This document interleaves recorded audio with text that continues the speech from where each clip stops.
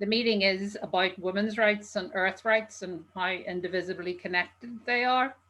And really, the idea for it came in a few discussions around where we are in the feminist movement here in Northern Ireland. And this meeting is in fact part of the International Women's Day 2-week celebration.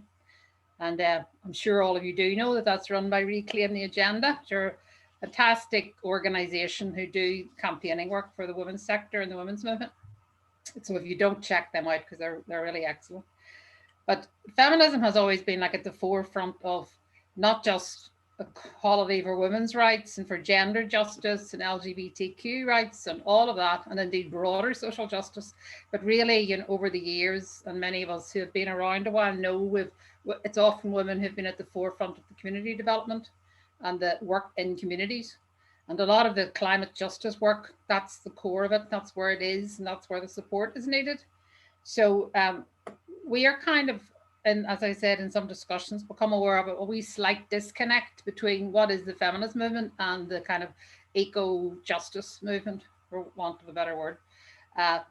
And it's not that there aren't feminists in there, because there's plenty of them here tonight, but there's a wee bit of a lack of connection between the two. So we're hoping that this conversation tonight can start bridging that a little and making it more prominent and continuing the discussions really about what we can all do.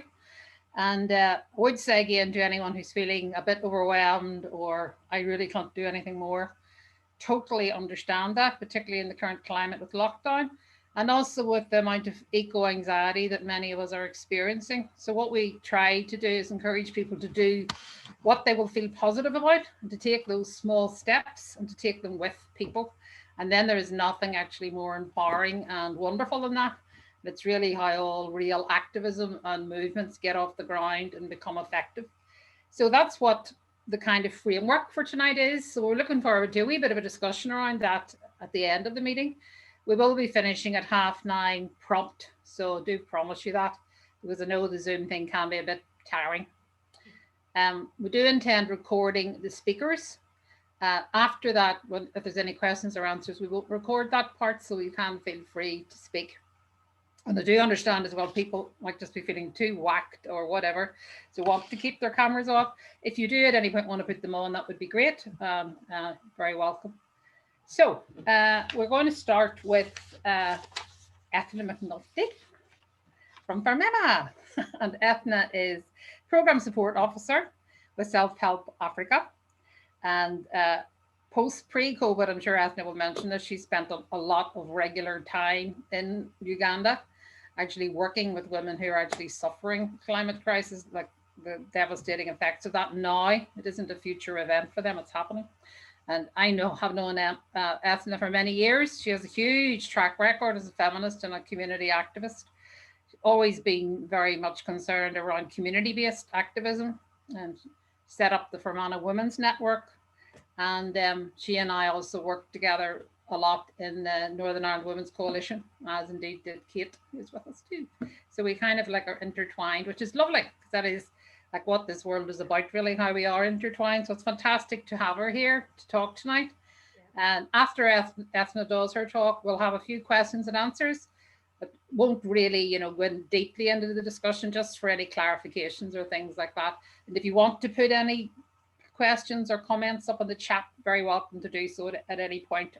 Then we'll deal with those then. So, and then after that, it will be Lynda Sullivan from Friends of the Earth, and I'll give Lynda her little blurb then. So before she starts. So Eithne, it's over to you. And Angela is going to be Zoom wizard for you. So I'll leave you to work the magic.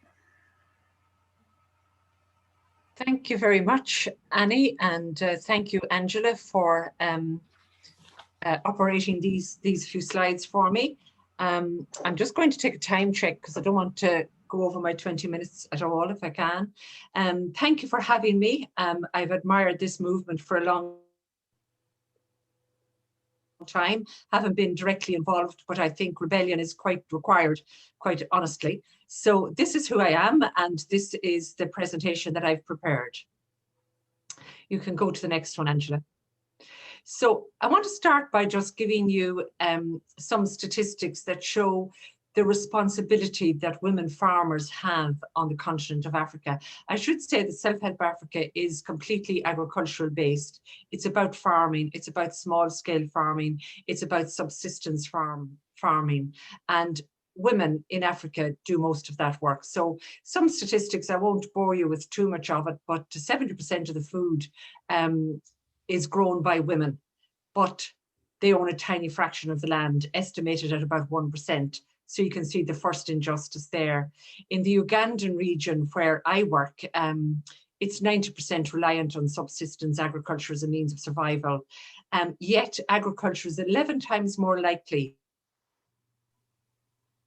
to lift people out of poverty than any other sector in sub-Saharan Africa. So the importance of growing food and agriculture could not be overemphasized. And women get very few of the resources that allow them to flourish in terms of being able to grow. But there is a UN World Food and Agriculture Organization report that finds that if women were given the same access to productive resources as men, they would increase their yields by up to 30% and reduce global hunger by 12%. So there's huge issues at stake here. They're also 2/3 of the world's poor, because they have so few of the resources. Thanks, Angela. Next slide. Agricultural advice services in Uganda are quite well established. The government has established them because it's such a rural-based economy in Uganda. Yet you see the statistics of who grows the food, 70% of the food. Yet they only receive 7% of the agricultural advice services from government. That's all about the men. The advice services are totally geared towards men's production needs. And men will farm for the marketplace. Women will farm for the household. So there's a huge, in terms of addressing children's nutrition and children's food, there's a huge issue at stake there. And in Uganda and many of the countries that we work in, sub-Saharan Africa, men make key farm decisions, most often, I've covered that point, most often based on market opportunity and not on family food and nutrition needs. And they get it really hard to get finance or to get credit. They only receive 10% of the credit that's going in Uganda. And when that access to finance and credit is restricted in comparison to men's, it creates a real power imbalance that affects women's ability to negotiate their role within the household, because they don't have the capacity to get the credit, to get the money, to get the finance. That's all in the hands of the men, or very largely in the hands of the men. And in many countries, it's so imbalanced and unjust that women can't open a bank account without a male guarantor. And the other problem, particularly in the region we work in, which has very much an illiterate and semi-literate population, particularly of women, because if the family's in need, it's the girl child that will be taken out of school, not the boy child. So the levels of illiteracy are higher among women than they are among men. So the beneficiary to open a bank account in many instances must be literate, which also militates against the women getting there. Okay, Angela. A recent World Bank report found that the status quo is unacceptable and must change so all Africans can benefit from their land. It also had a lovely closing statement which said, the African farmer is primarily a woman farmer, and she is a good farmer who can feed her family and her continent if she is given the tools and opportunities to do so. So you can see where women's rights and earth rights are so inextricably linked, because I go on to talk a little bit now about what climate change is doing to the resources and to the resources that women have at their disposal to grow food. Thank you, Angela. Our programs target the most vulnerable. I think it's important for people to understand the profile of the people we work with. 62% of the current program beneficiaries are women. We always hit a 60%, 60-40. We always have positive discrimination in favor of women. That old 1980s feminist slogan of positive discrimination. It could never be more relevant than in Africa at the moment. And we work with people living with HIV/AIDS, widows, people with disability, the elderly, orphans, child-headed households and women-headed households. They're our priorities. And even within that, it's useful to note, and I'm sure there are people listening who have a lot more health experience than I have, but the women who live with HIV/AIDS, women are much more likely to get infected by HIV/AIDS than men are because of biological reasons. The womb can get much more infected than the penis, for example. Bigger areas to cover. So women live more with, I'm putting it very rudimentarily, and if there are health experts in the audience, they're going to cringe, but it's just a fact of life that that is what happens. And there are so many more women living with HIV/AIDS. The other reality is that the people we work with are coming back from were IDPs, internally displaced people. They were in camps for years where sex for food was quite normal and quite acceptable within the family structure. And a lot of the AIDS was picked up in those camps where, you know, they exchanged with the soldiers, they exchanged sex for food. So all of that is sort of the background to the most vulnerable people we work with. So the next slide, Angela, tells us that, you know, all our work is climate justice in nature, and we make a particular issue of calling it climate justice, not calling it climate change or even climate chaos. It's climate justice, because it is a question of justice, just like women's rights are a question of justice. And when Annie talks about bridging the gap between feminism and climate justice, for me, the first thing that comes to mind is women's rights, women's justice, and climate justice. They're both a question of justice. They're not a question of charity or of anything else. They're just two justice issues. So we address climate shock, food security and nutrition, trying to reduce disaster, because there's lots of them. The current one is desert locusts, which are invading that particular part of Uganda, managing water, saving it, storing it, trying to have it in the dry season, working on climate mitigation and adaptation and environmental conservation. Those are the high level sort of titles we would have in our paperwork. But I'll unpack those and bring them alive a little bit for you. They're very dry titles. Okay, Angela, thanks. So just to give you a further indication of the sort of challenges we face, before we started work with the current cohort of beneficiaries, none of them were living above the internationally recognised income poverty level of $190 per person per day. So any of us try existing on $190 per day, it wouldn't happen. And only 5 of them were managing to eat 2 meals per day during the hunger months. The hunger months in sub-Saharan Africa are those months between crops. So say you plant in the wet season, you harvest at the end of that wet season, and that must last you across the dry season when nothing grows. But increasingly, that what they call the hunger months are increasing because of climate change. So whereas, you know, initially we might have had a 3-month hunger gap when the crops are all eaten and the next crop isn't ready for harvesting, that's been gradually increasing to either 4 or 5 months in some instances. So people are hungry for those periods of time. And in that, they might eat one meal per day. And that would be sort of a porridge dish that they make from maize, with very little nutrition in it. So they might survive, they won't die of hunger, but nutrition would be very lacking. And you see a lot of pot-bellied kids and just they don't have the nutrition.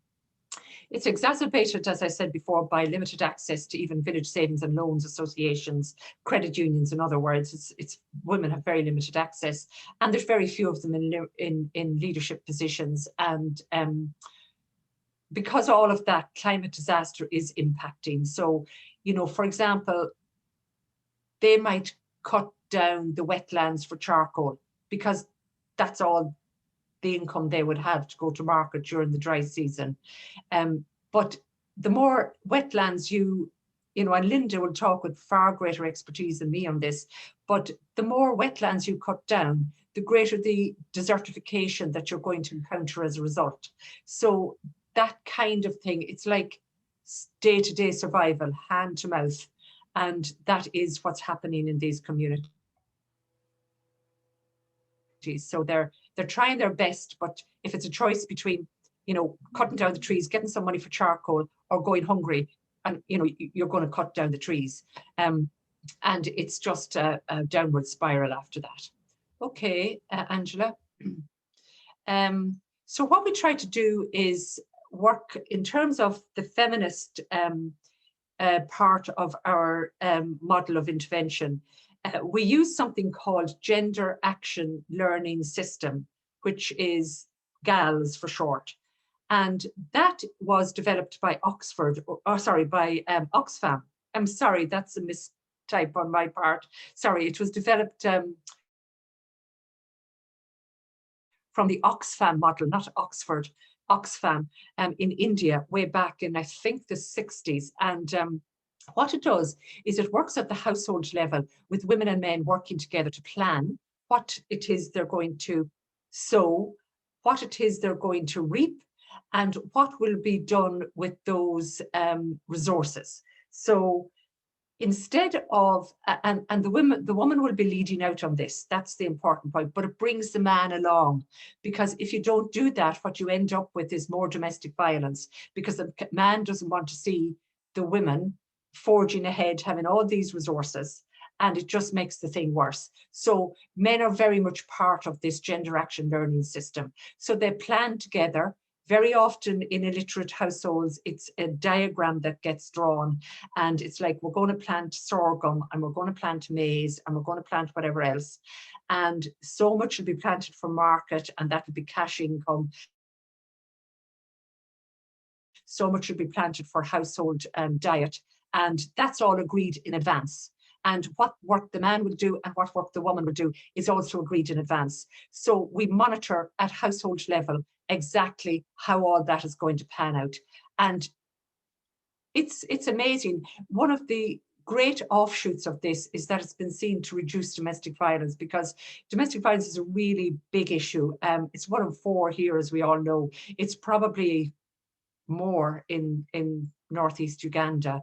But this model, because what the men find out is that if you work together under this model, not only do you have a happier household, but you have greater income and your family's fed. So that's the real plus of this gender action learning system. And we don't actually go into a community without bringing this GALS with us. So it's quite structured. Okay, Angela, next one. So some of the cultural norms that underpin women's lives in Tesso in Northeast Uganda, where I work. Access and title to land is virtually impossible for a woman. There are traditional marriage norms where the woman's family receives a dowry, so therefore it's in the family's interest to marry off the daughter as early as possible, because she goes and a dowry comes in. That dowry could be 10 cattle, 10 sheep, whatever. So that's quite a norm in Northeast Uganda, in Tesso. There's also the issue of many wives, because men take many wives. There is a primary wife, and that's the wife with whom we would do the GALS work. But there are many wives for some men, not all men, but many wives. Child marriage is a big issue, again, because of the dowry. And it's one less mouth to feed. If there's a girl gone out of your household, if there's a child gone out of your household, it's one less mouth to feed. I talked about women being more susceptible to infection of HIV/AIDS. And it has been shown in many, many research projects that resources directed at women are infinitely more likely to find their way inside the door of the family home than those given to men. And I said this before, men will farm and grow for the money that allows them to go to market to buy products of their choice. Whereas women will farm to feed the family, and cash income will buy school uniforms, pay school fees. It'll all find its way inside the family home. So, you know, when I think about the women I know in these marvelous communities in Northeast Uganda, the words that come to mind are resilience, courage, tenacity, joy, and community. So it's not like when it's the most joyous place I go, and I've really missed it over the past year because I haven't been able to get for 14 months now. And when you go there, it's almost like the simplicity in the middle of such complexity. And that simplicity brings with it a joy and a sense of community and such courage and such resilience. It's just, I find it hard to describe it because it's almost like you have to feel it. You have to be there. You have to feel this. You can't describe it. It's just, it's quite amazing. And two of the quotes that always come to mind for me are, you know, that famous one where oaks grow strong in contrary winds. By golly, these women have contrary winds coming at them, but they grow strong like an oak tree. And impeded streams often sing because there are so many little whirlpools that form on the side of streams. And these women remind me of a singing stream. It may be impeded, but there's always a song there. And being International Women's Day, I wanted to finish this part of my presentation by wishing you all bread and roses, because we can't forget the origins of International Women's Day, like the Russian garment workers who demanded bread from their employers, but they also wanted the roses. So I wish you all bread and roses. I have a few photographs, each has a little story, so I'll finish with those. Sorry, the first one I want to tell you about is this woman I know, Florence, mother of 6, 3 stepchildren, and she started as a small grain trader, and she's one of our beneficiaries, but she now owns a barber salon. They call it a saloon in Africa. Saloon, it's a barber shop. And she says, before the business development training that she received from us, it was difficult to plan for any savings. The trainings made me think of how best to utilize earnings. She earned £24 to boost her 7-year sustained grain business, realizing growth rates of 36 monthly average earnings. So this is huge for Florence, £36 a month. But on top of that, she decided to also start this little grooming business. And the big thing is she has a male employee, which is like really cutting edge stuff here. So there's a photograph of Florence on the next slide, Angela, and that's Florence. And this is her male, the guy with the yellow apron, that's her male employee, and this is her customer, and that's her barbershop. So she's really proud of herself. So that's the kind of ambition that women have. So the next photograph, this is my favorite women's group, and they are so happy. I'm not going to even try to pronounce Angang Edu Yet women's group. But it translates as support your neighbor. And I just think that's so beautiful, support your neighbor. The language there is Ateso, and it translates as support your neighbor. And they come together to do just that. They were the last group that I visited on my trip last January, 12 months, and they have never left my heart ever since I met them. And they have these amazing uniforms that they made for themselves. This is a traditional, typical Ugandan costume with these great big sleeves that you can see there, and reams and reams of material around their waist, flowing. It's just so beautiful, and they're so happy. Did you see those women? Look at their faces. They're just so joyous. It's such a pleasure to be among them. So that's support your neighbor. The next one, Angela, is this is the children of that community. And you can see again how there's happiness there. There's community, there's togetherness, there's just a sense of being connected, and a sense of, personal encounter between all of them. And that personal encounter, I think we're all missing it in our work now with COVID and Zoom. But this is about personal encounter. It's about community and connection. So that's the kids. The next one, I love this little girl. She's Harriet, and she's Down syndrome, as you can see. And one of the women beneficiaries, before ever we helped this women's group, had taken her in because her mum died and her father he doesn't bother. So this woman just took her in because she was roaming the street in the village. And I mean, they have nothing, but and the woman who took her in already has 5 kids of her own. But what we're doing for Harriet is we're giving her hens and goats and things that she can manage. She doesn't go to school. There's no school for kids with Down syndrome. And if she went to the normal school, the teachers would have no training. They wouldn't be able to understand her. It'd be a cruel place to send her. So she's never going to get there. But at the moment, the best we can do is make sure that she's fed and clothed. So we have that's what we do for her, just to make sure that happens. We have to be very careful in managing it because her father doesn't need to know that there's a lot of resources going into Harriet. So there's a lot of sensitivity, but it's the women's group that manage all of that. So that's Harriet. She's amazing, and she's so affectionate. I'm looking forward to seeing her again. The next one, the next picture, Angela. Oxen are a feminist issue. This is such a truth because the cultural norm in northeast Uganda is that women open the land, women plough the land. But if they don't have oxen and a plough, you do it with a hoe.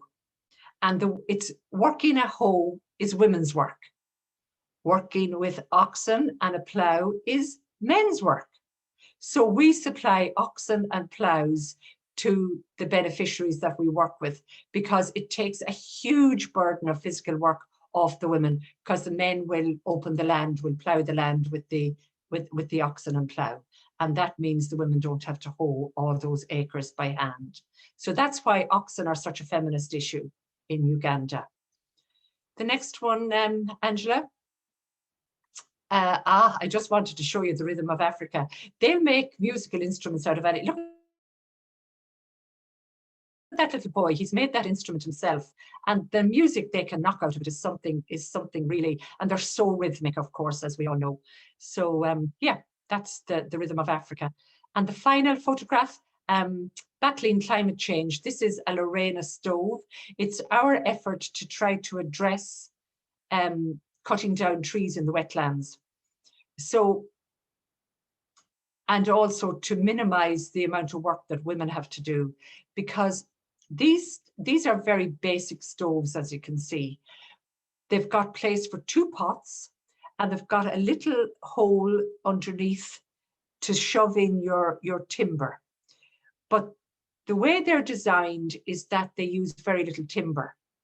And so instead of using 5 bundles of wood every day, which the women would have to walk to the forest, cut, carry on their back and bring back, they use 1 bundle per day for the cooking. And also the stove is made out of adobe, which is just the earth. So everything in that stove is made from local resources, and the women are taught to make them, so that it's a labor-saving device. It's a disaster risk reduction device. It's a climate change device. And it has really, and it emits a lot less smoke, so that women's eyes aren't constantly in smoky conditions, because we have it piped out through the little adobe circular houses they live in that have the thatched roofs. So yeah, so that's our Lorena stove. So That completes my presentation, Annie. I hope I didn't go too over. I did a little bit, sorry, with my best intentions. No, not at all. Not at all. Yeah, okay, thanks. Lovely, Eithne, thank you very much. That's incredible. I have a list of questions, but I'll be polite and ask others if anyone has any question they'd like to ask now. And obviously, at the end of the session, you can come back to this. But if there's anything that you wanted to know or get clarification on, anybody? Okay. Well, I'll just mention my couple. I just wanted to check. First of all, has COVID affected that region at all? Yes, but not as much as it would have affected us here in the developed world, because the people we work with are in very closed communities and they don't have cars or motorbikes, so they don't travel very far. So they're sort of centered in their village anyway, and the government closed all the markets, so they weren't even able to go to market. So it has been contained. It's rampant in the cities. So Kampala, the capital city, for example, where people are interacting all the time. But we have provided water, soap, training, masks, all of that to the communities we work with, all of those PPI interventions to help minimize it in the community. So it hasn't really affected us as much as we feared. Right. Okay. Thank you, Eithne. And then I just thought to ask about the availability of contraception services. And I wondered if, I know recently with Trump being booted out, that global gag rule around, contraception and so on was lifted, and birth control. Has that impacted all, or? There is contraception available to women at local health clinics, but it does depend on them being able to get that far, and certainly not condoms, because the men don't think that's a good idea. But certainly birth control pills, yes, that's all available to women. But sometimes women aren't able to get as far as their local clinic because it's quite a ways away and they don't have transport. So there is that issue. It's not an area that there's lots of organizations doing that, particularly for girls and women's groups. We don't do it ourselves, but that doesn't mean that we don't encourage it. Of course we do. Thank you. Thanks. Can I ask a question, Annie? Please? Go ahead there, Felicity. Eithne, I was just wondering, from the point of view of nutrition, is there any access to any like outside food products such as rice and tinned fish or anything like that? Or is there any trading at all in these outlying areas? There is the local village market, and yes, you'll find rice there and dried beans and various things like that. But you need the cash to buy it, Felicity. Of course, yeah.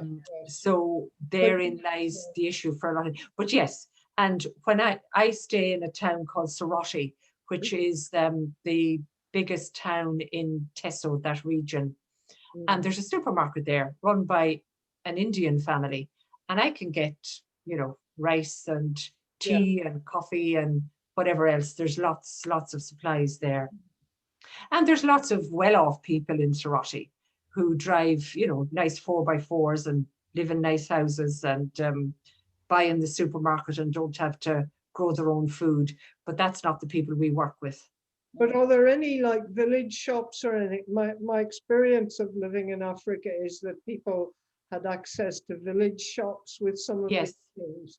Yeah. So it would obviously be the same in the economy as paying for school uniforms and things. I mean, you have to have the money, obviously. Yeah. But if the women can produce some things they can sell, I mean, is there any kind of like nutritional education or anything like that?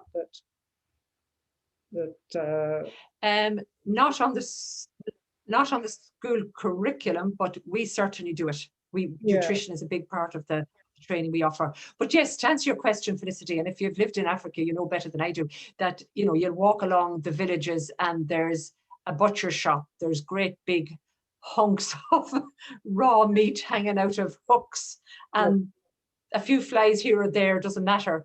And then the next person is selling heads of cabbages, and it's just full of color and life and noise and and joy and all of the rest. So, you know, a market stall in those villages could be selling peaked caps and beef all in the same place, and roasting whatever on a fire outside on the, you know it yourself. It's just part and parcel of the fabric of Africa. But the woman could go and sell their products. Yes, and the women we work with do. The women we work with do. No, that was lovely. I really enjoyed your descriptions of all the women and the way you're able to help them. It's great. Thanks. Fantastic. Thank you, Felicity. Okay, thank you very much. That really, really brought it alive. And some of those statistics are frankly terrifying, you know. Yeah. I mean, it's horrible to think we were quoting some of that 30, 40 years ago, and there it still is, you know, reality. So thank you very much. You're very welcome. And folks, if there's anything else, obviously, then when we come to the end, you know, you can come back to that. So Lynda, you're all dusted and ready. I'd like to introduce Lynda Sullivan, our second speaker tonight, and she is with our Regen group as well, which we're very glad about. And in her day job, if you like, she's activist and community campaigns officer with Friends of the Earth. And then she's also an activist in her own right and a writer.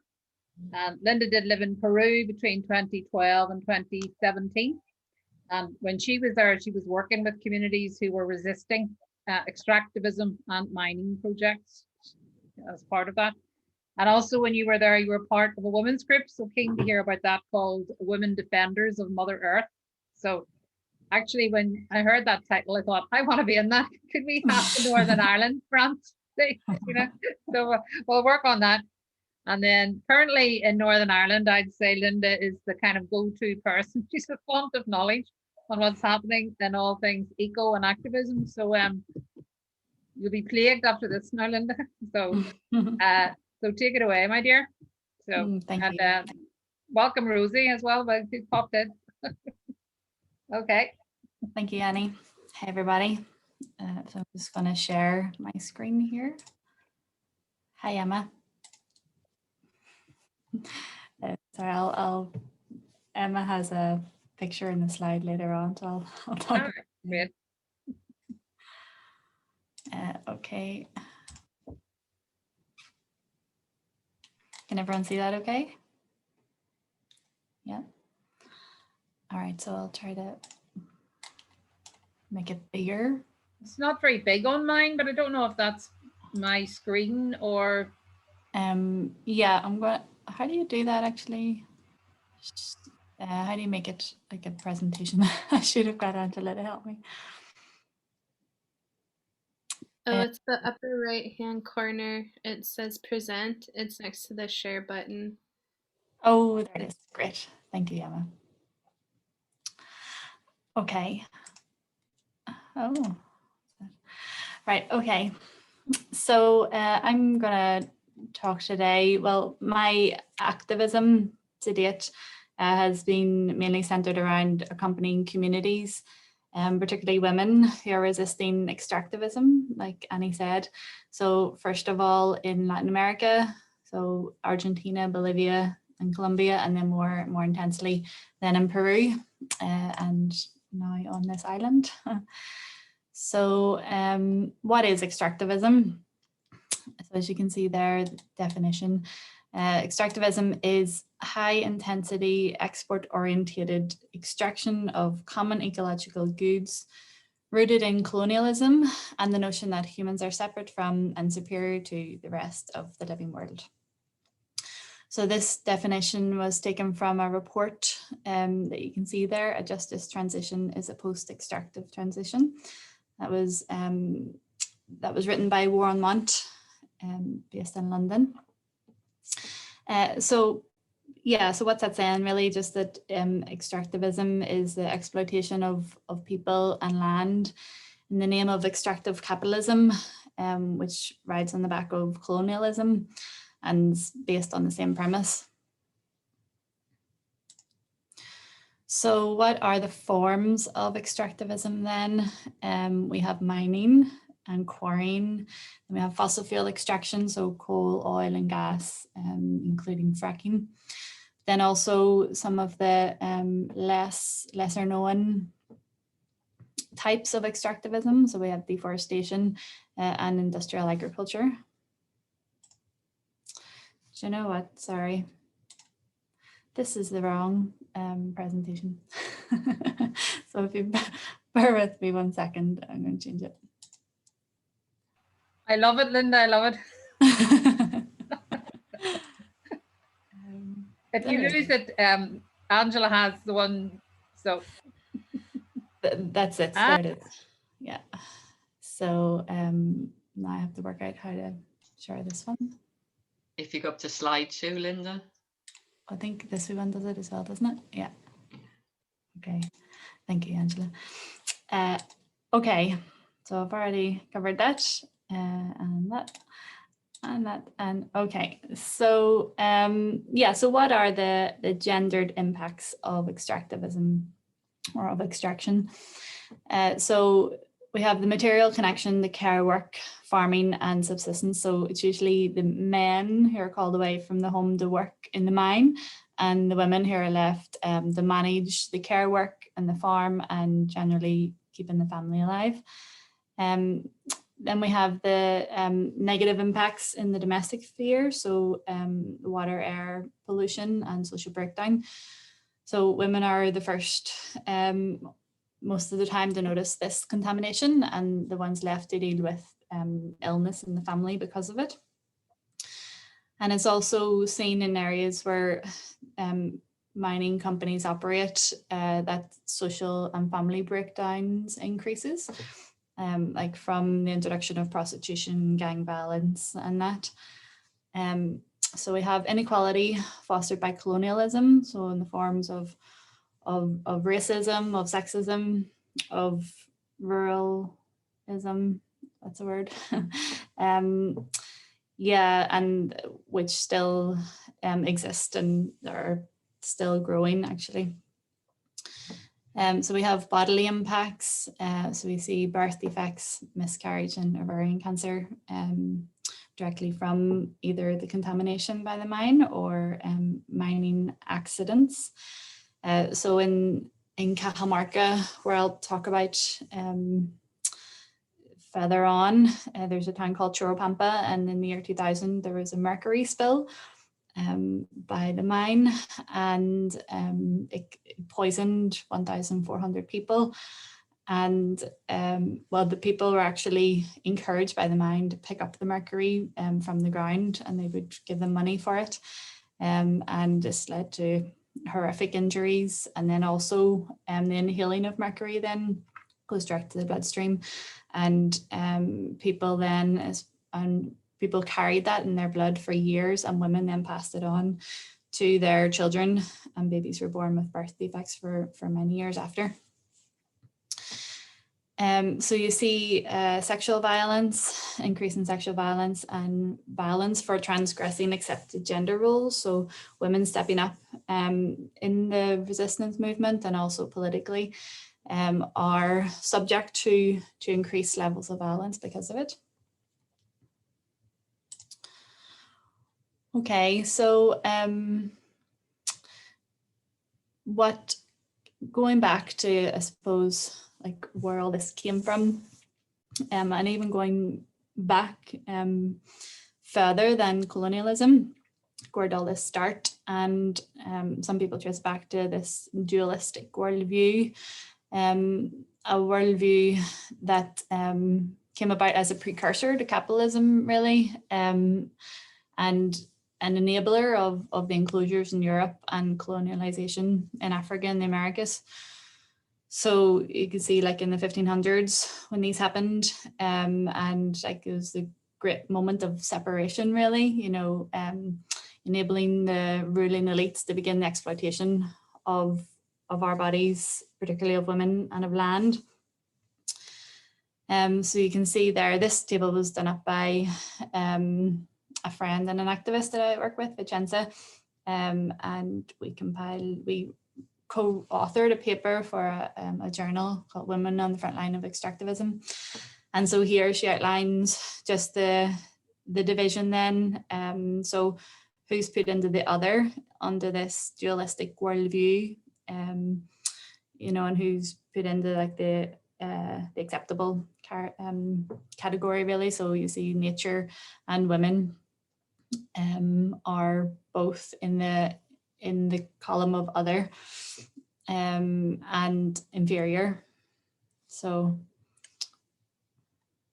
yeah, and then I suppose this separation then led to considering nature and the other than human world as resources or as objects to be exploited.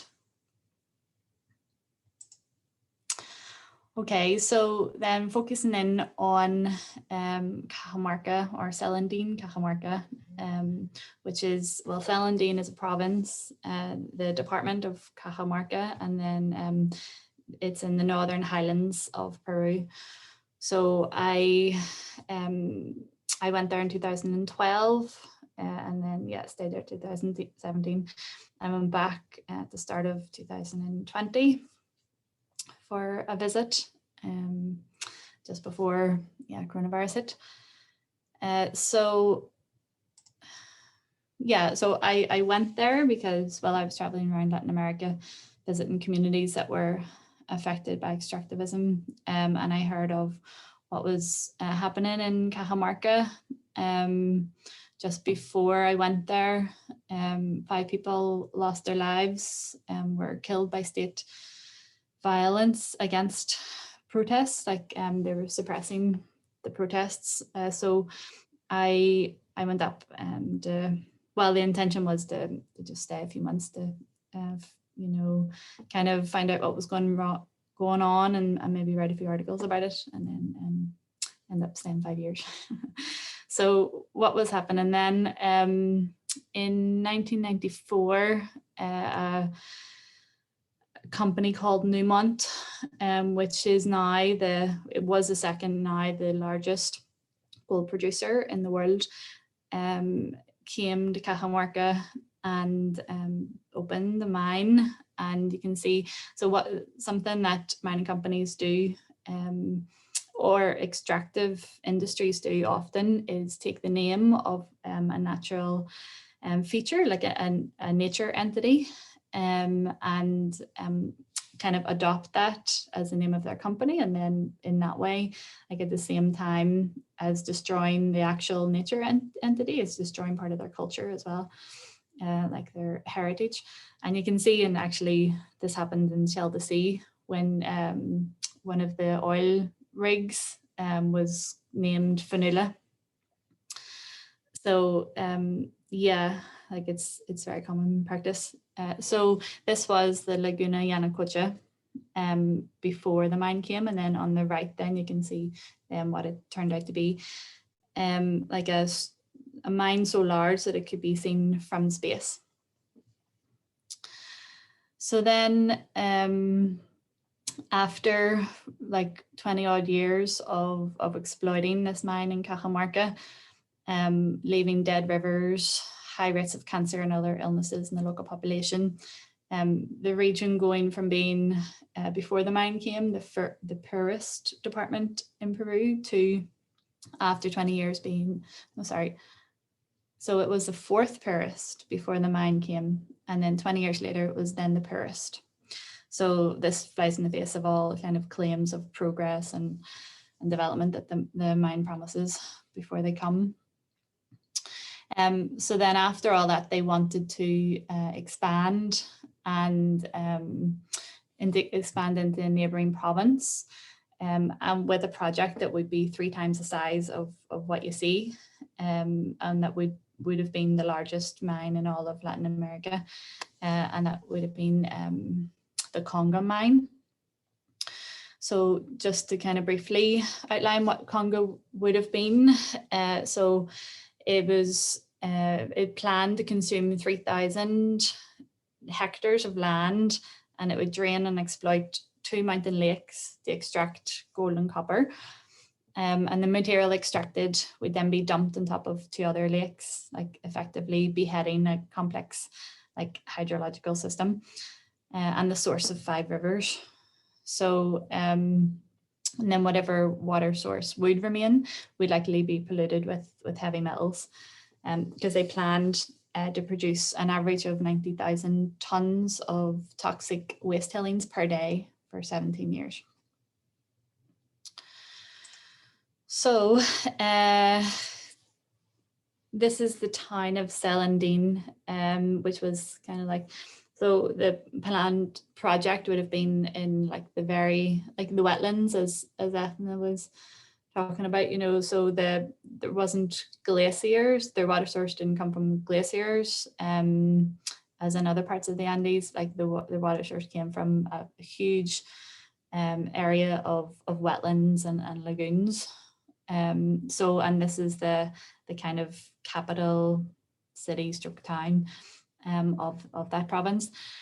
And there was a platform, the communities came together under an organization called PEAK, the platform of interinstitutional Celandine. I can, it's hard to translate it, but yeah, and then the men of this movement believed that they were open to women, and overtly they were. You know, the meetings were open to women, like women were part of the movement from the start. But and they thought that was enough. But the women then said that they needed like a separate organizing space, because like just saying that you're open isn't enough, because there's still all those like machista dynamics going on, and perhaps the women didn't feel confident yet speaking out in front of the men, and then also the men had a tendency to go on for hours and hours with big long speeches. So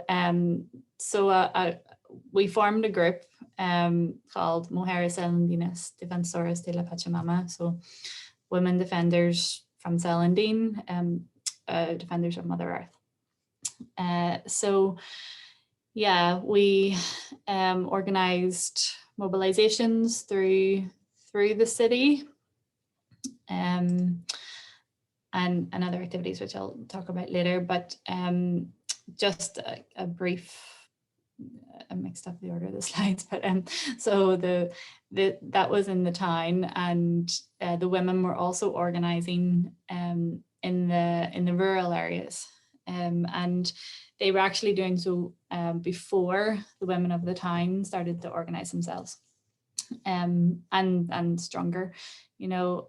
So in the rural Northern Highlands of Peru, there's an organization, well, it's a kind of many different autonomous groups that come together under the banner called like the Rondas Campesinas. It's like the peasant rounds. So it's basically their local autonomous justice body. So like in rural Peru, like the police or the state like didn't really bother, you know, like health service was practically non-existent, policing was practically non-existent. They only bothered whenever they wanted to bring the mine in. So the communities organized themselves and organized these kind of rounds that you call them. So just like if there were justice issues in the community, then the person would be brought before an assembly and the community would decide what should be done, and it was normally in the form of reparation and community service and that. So the women then organised their own peasant rounds as well, and I suppose these peasant rounds then formed the backbone of the resistance movement against the mine. So it was already a very well organised structure where each community had their own peasant rounds, and then there was a kind of like I don't know, a regional organizing of it as well. So I suppose that's why the resistance got off the ground so quickly and so strong. Okay, so those women are saying there, where are the minors? Okay, so then women also were like often in the protests, they often put themselves to the front when confronting the police because well, because they believed that well, they were brave for a start, but then also that they were more creative in their expressions in their protesting, and you can see like they created these hearts you know, that had slogans on them like social justice and water yes, school no, and so like putting themselves to the front of the protest, they believed would avert the police violence. And sometimes it worked and sometimes it didn't, you know. You kind of didn't know if a protest was going to turn violent, like, you know, it kind of depended on it seemed like it depended on the police commander or, you know, I don't know what their mood they were in that day. But yeah, I suppose like after the killings in 2012, there was also a number of other occasions where they shot live rounds into the crowd, but no one was killed, but people were injured.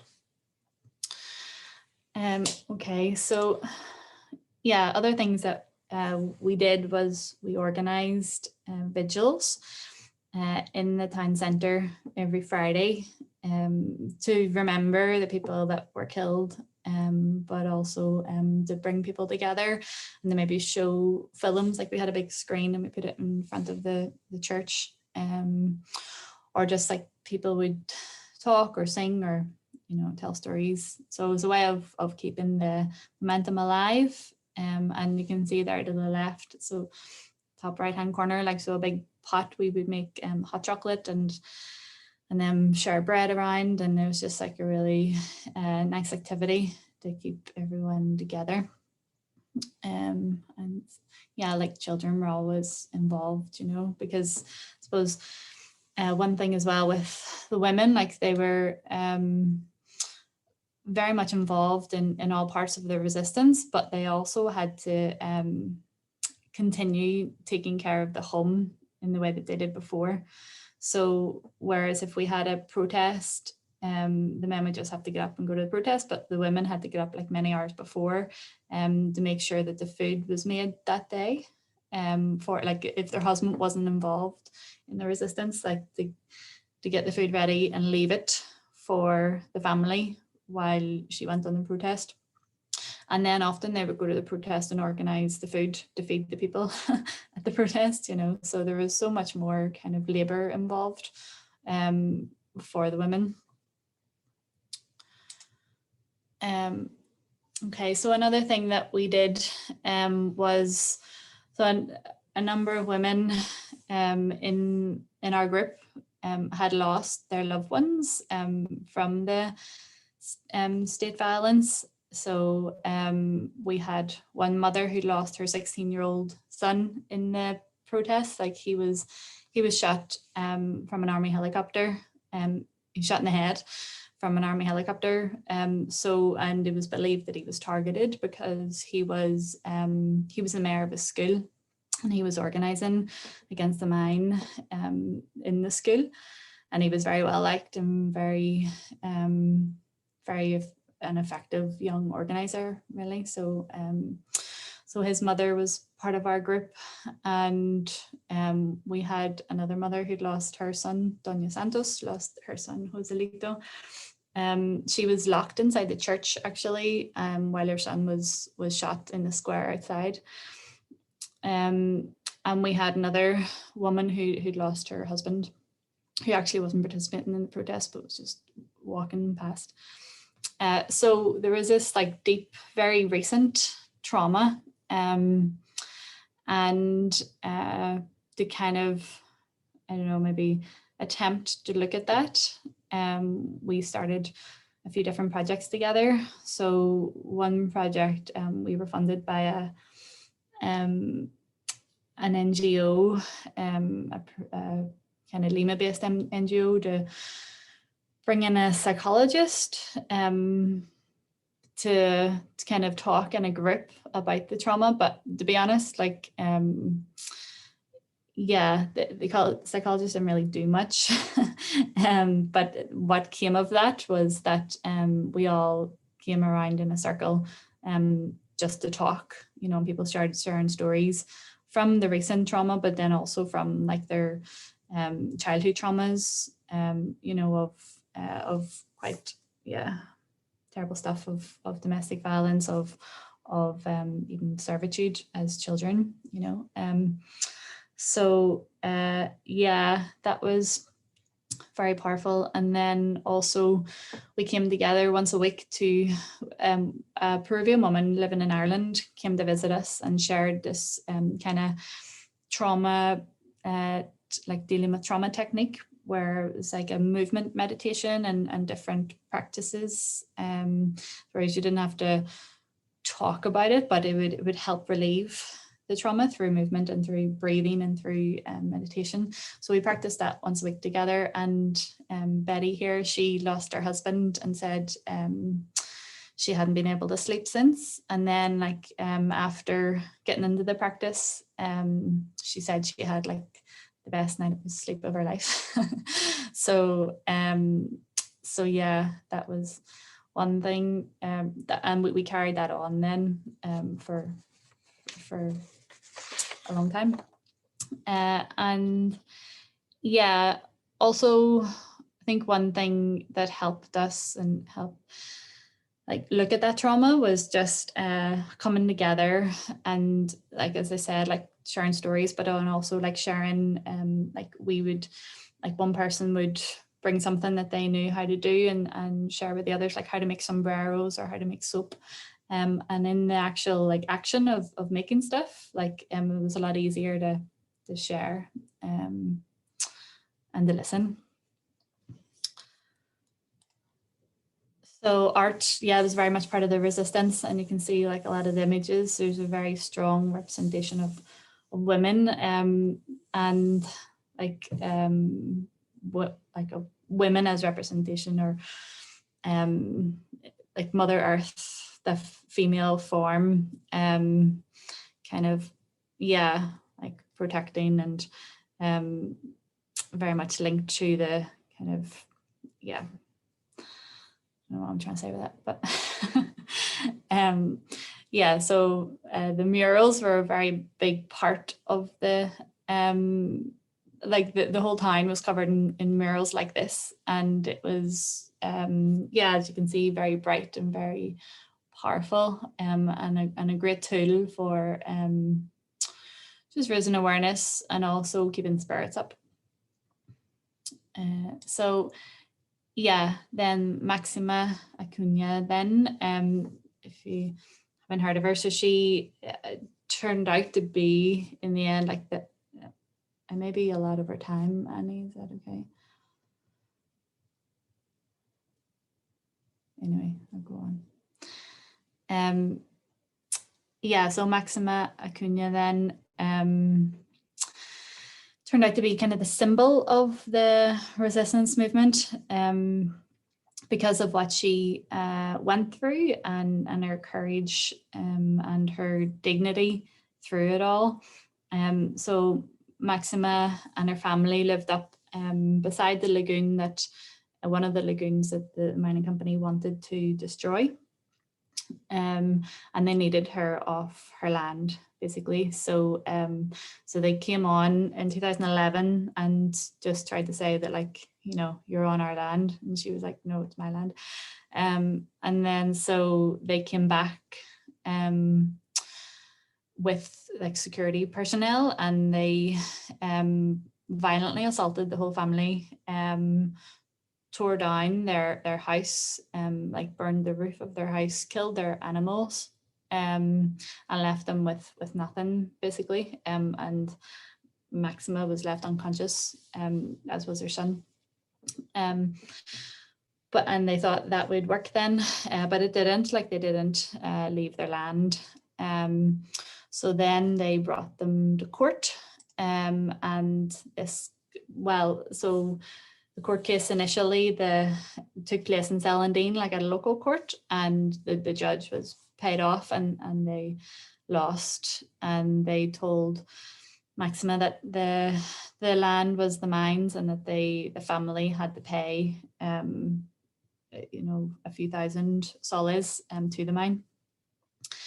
But luckily then in Cajamarca, in the nearest town or the city, in the capital of the department, there was a local NGO with a human rights lawyer, Mirta Vasquez, and she took on the case, and they appealed it in the High Court of Cajamarca, and they won. And this is outside of that court. And you can see the group of women who would always turn up outside and support Maxima with their drums.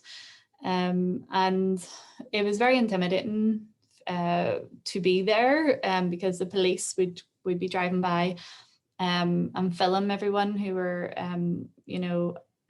standing in solidarity outside the courtroom. And they would even come into the courtroom and film everybody who was there, like taking a record of everyone involved. But the solidarity continued. So they won their court case after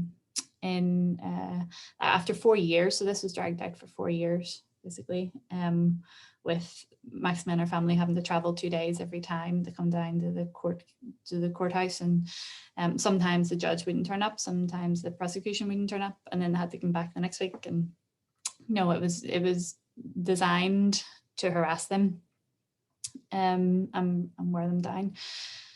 And then so they won the appeal, but then Yanacocha appealed it and brought it to the Supreme Court. So that was another whole big process.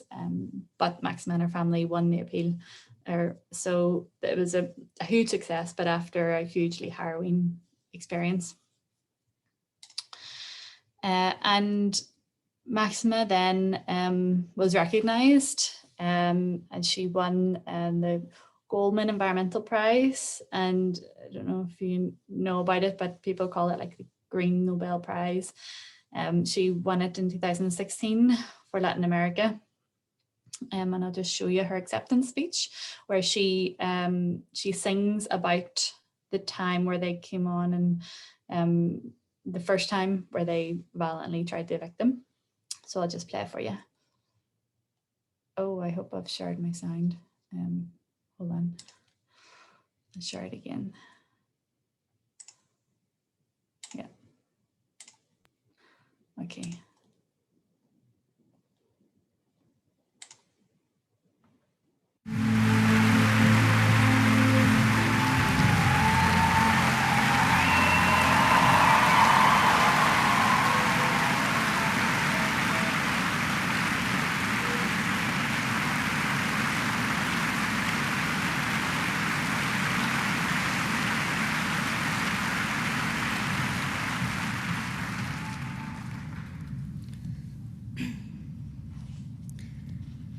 Yo soy una jalqueñita, yo soy una jalqueñita, que vivo en las cordilleras, que vivo en las cordilleras, pasteando mis ovejas, pasteando mis ovejas, en neblina y aguacero, en neblina y aguacero. Cuando mi perro ladraba, cuando mi perro ladraba, la policía llegaba, la policía llegaba. Con mis chocitas lo quemaron, mis chocitas lo quemaron, mis cositas lo llevaron, mis cositas lo llevaron. Comidita no comía, comidita no comía, solo agüita yo tomaba, solo agüita yo tomaba. Camita yo no tenía, camita yo no tenía, con pajita me abrigaba, con pajita me abrigaba. Por defender mis lagunas, por defender mis lagunas, la vida quisieron quitarme, la vida quisieron quitarme. Ingenieros seguritas me robaron mis ovejas, caldo de cabeza tomaron en el campamento de Conga. Si con esto adiós, adiós, hermosísimo laurel, tú te quedas en tu casa, yo me voy a padecer. Por eso yo defiendo la tierra, defiendo el agua, porque eso es vida. Yo no tengo miedo al poder de las empresas, seguiré luchando. Y los compañeros que murieron en Selendín y en Bambamarca, y por todos que estamos en lucha en Cajamarca.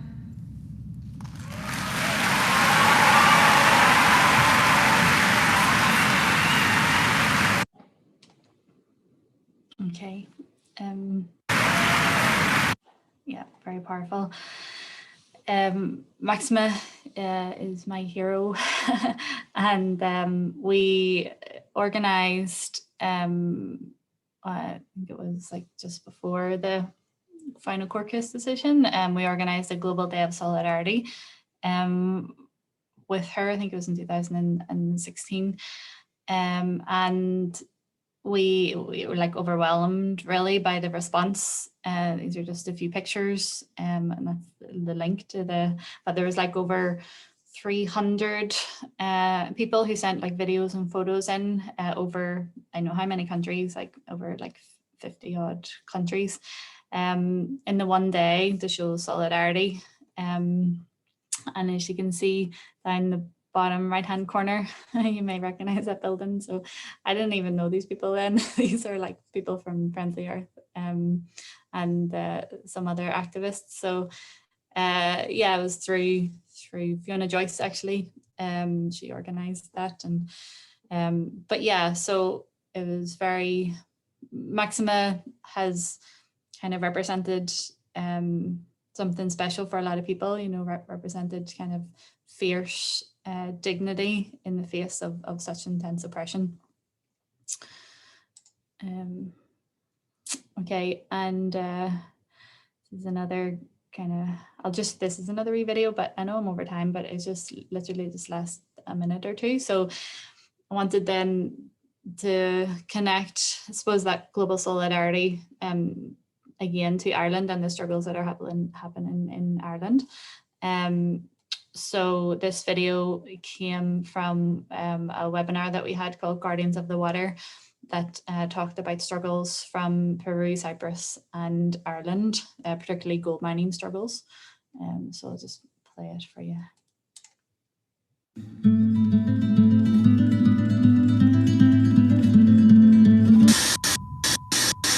The biggest threat is a proposed gold mine.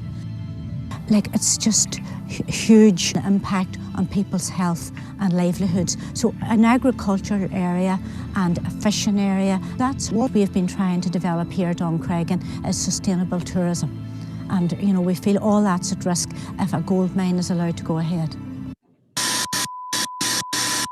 Here in South Mathiadis mine, our team is protecting this place, try to prevent the mining company from entering the place because of its uniqueness. Solidarity with Mathiadis!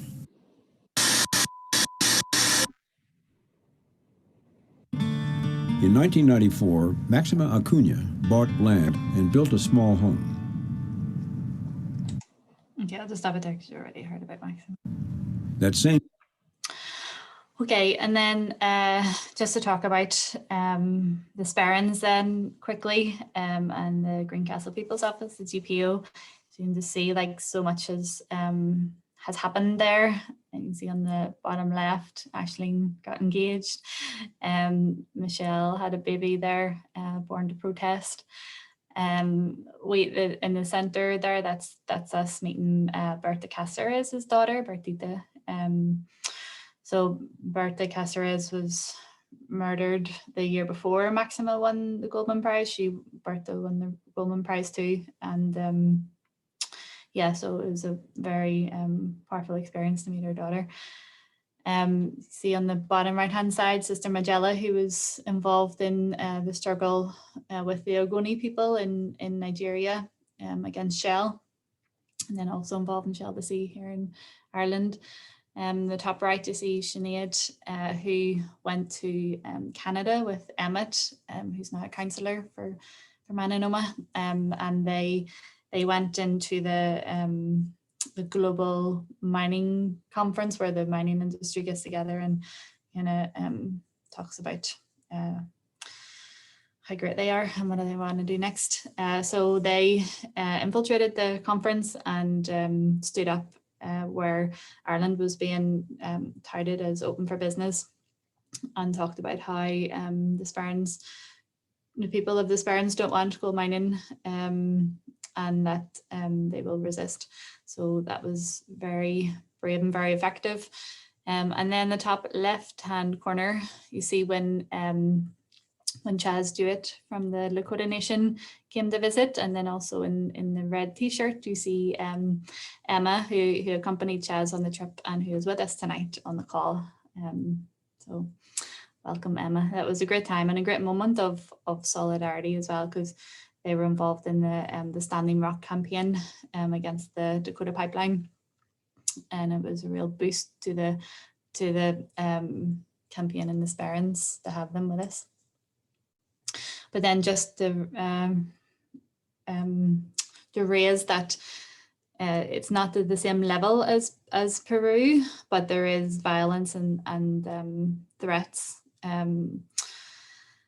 leveled at the community. So there's been death threats, assaults, a lot of cyberbullying, and against the men and the women of the Sperrins. But you know, it's very worrying for a woman to be driving home at night and to be followed by an unknown man, or to have her door nearly pushed in by a very aggressive man, and all the kind of trolling and cyberbullying that is happening.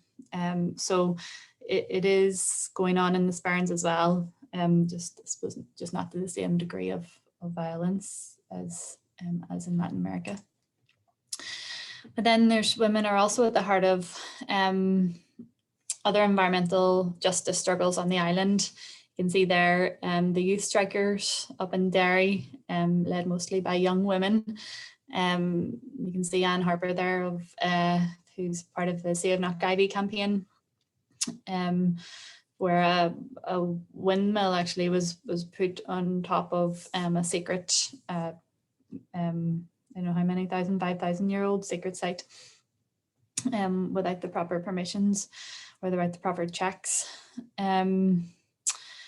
Yeah, Ursula Burns, a dangerous harpist who always is ready to support with her art any environmental justice campaigns. The one in the middle is my niece, who turned up with us at the whenever we were on the suffragette anniversary march, and also Harriet from the pig factory, Stop the Newtownabbey Pig Factory campaign. So these are just some examples of how women are at the heart of environmental justice on the island. And I won't talk about this because of no time, but just the rights of nature, rights of communities is like a big, I suppose, a campaign that we would love to see come to fruition here, you know, and it would be finally recognizing that nature has a right to exist and to thrive and evolve, and that we could protect our rivers and our you know, endangered species and our natural environment really against extractive destruction. And the movement for the rights of nature is building both globally and on the island. So that's exciting to see. So we have Oh, and he left. We have a event coming up, I think next month, on the rights of nature, so I'll keep you posted on that. But I'll just finish there because I know I've gone way over my time. Sorry about that.